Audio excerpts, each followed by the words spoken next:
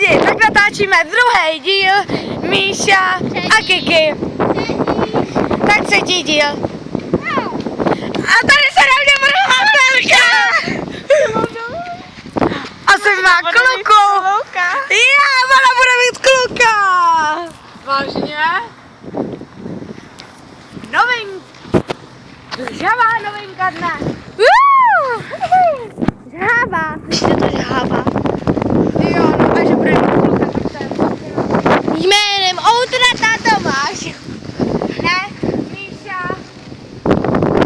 Jmenuje se Michal. Míša byl můj favorit. Ne, a teď musím na plný trénink, s plnou sukní a musíme tam jet na plný pecky, jo? Martina, ty tady to vystříhneš. No a teď jsme jezdí na bruslích, potkali jsme Verku. Tohle dáme na YouTube. Míši kámošku. A Týny taky. Píš Míši. A dvě holky do ulicí.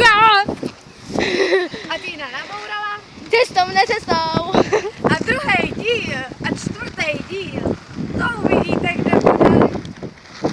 Možná bude doma, možná bude v posteli s nějakým blkem. To my víme. Já na Míša.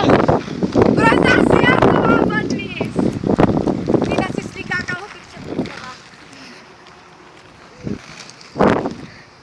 Tak. A teď byste měli vědět, že jdeme takovou naší. Že Míša je zamilovaná do Outratu. Náhodou není hezké. A dneska mě Outra a Lož násilnili. Já to řekni ještě jednou. A dneska mě Michal, když jsem odjela autobusem, napsal, že mě nestihl dát. Pusa, velký krok.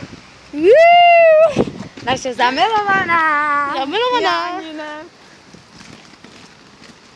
Tak ona se netěší, že nemá kluka, ale je. Ne, koukej.